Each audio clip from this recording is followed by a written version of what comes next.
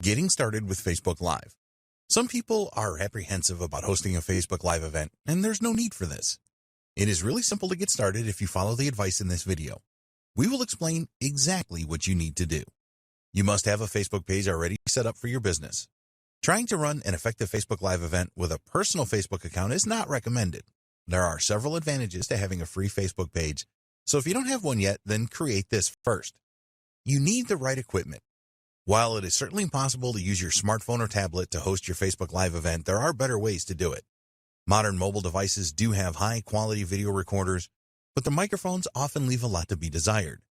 Also, holding a mobile device in your hand when you are recording is undesirable as you are going to produce a shaky video. You are running a business and want to enhance your brand, generate leads and sales. So wouldn't you want to create the highest quality Facebook Live videos that you can? Nobody will expect you to create a Hollywood-style event, but they will appreciate high-quality video with no shaking and audio. If your video is poor quality, then people will leave the event quickly. The same goes for poor quality audio. Some guides suggest that you can use the built-in webcam and microphone in your laptop, but these tend to be of inferior quality. Be prepared to invest a little in good recording equipment. You can get a HD quality webcam for around $50 these days, and a good quality USB microphone for around $100. Then there is the lighting in your home or business premises. Poor lighting will diminish the quality of your Facebook Live event, so invest in good lighting for less than $100. Test your internet connection. You want the best internet connection possible for a Facebook Live event. If you use Wi-Fi to connect to the internet, as many businesses do, then test your connection prior to commencing with your live event. If other people share your internet connection, then it is a good idea to ask them to refrain from downloads or any other bandwidth-intense activities while you are using Facebook Live. You can use a booster for your Wi-Fi network to boost a signal to where you are located if this is necessary. The last thing that you want to happen during your event is to lose your internet connection. If your Wi-Fi signal is weak, then this can cause your video to cut in or out, so make sure you have the strongest possible connection. It may be worth your while to use a direct cable connection to your router to eliminate the use of Wi-Fi. Consider third-party tools. Although you can create your Facebook Live events without the need for any other tools, a lot of businesses are finding that some third-party services help them to create a better live event. They can provide additional features such as more than one presenter, sharing your screen, adding custom graphics and titles. For example, you can use Zoom to stream your presentation to Facebook, which is good because Zoom offers better administrative tools for inviting people to join the event. Your event still happens under Facebook Live. It also has some good features that are not available with native Facebook Live streams. Create a plan for your event. We do not recommend that you wing it with Facebook Live. This is okay if you want to entertain your friends and family on your personal Facebook account, but it is far from ideal for a business presentation. You need to think about what you want to achieve with your live event. Will it be a one-off event, or will you create a series of events? Remember that you do not have to go live straight away with your event. You can use the scheduling feature to set up your Facebook Live event up to 7 days in advance.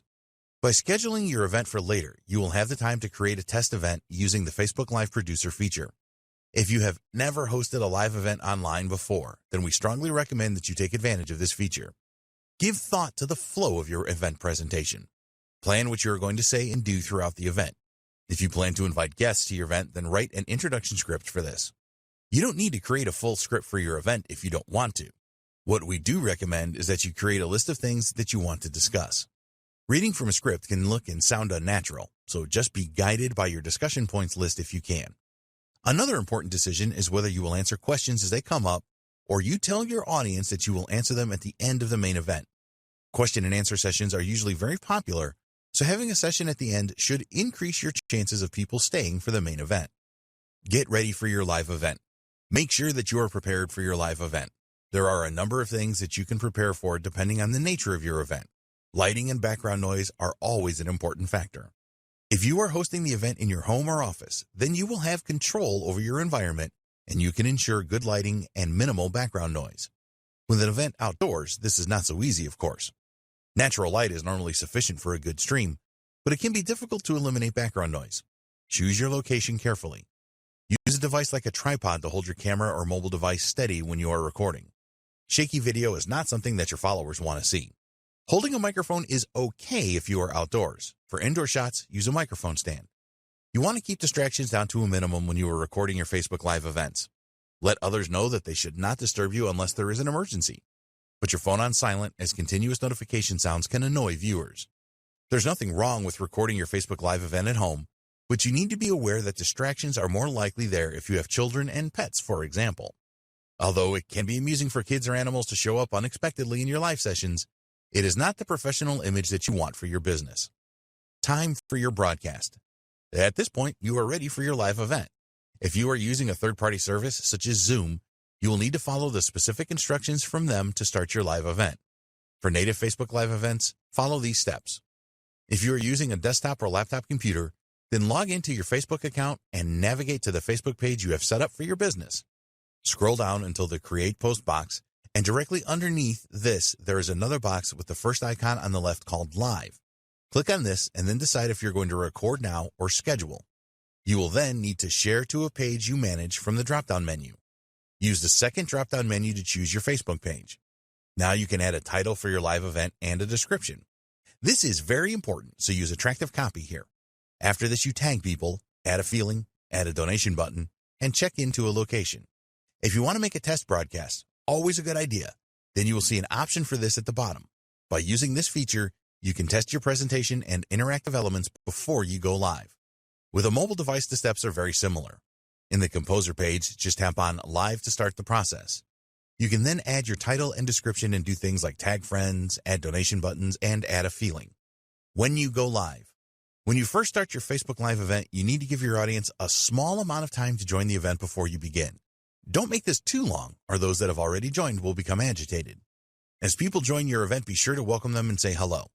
Start the interaction here by asking people for their locations. You can also ask them what they want to achieve by attending your event. Look for the best comments from those that have joined your event and pin them so that they appear at the top of the comments box. Tell your audience that you will either take and answer questions as you go along or have a specific Q&A session at the end of the main presentation. When it is time for you to end your event, be sure to thank people for attending and tell them that the event is ending. At the appropriate time, hit the finish button and your event will end. Scheduling a Facebook Live event.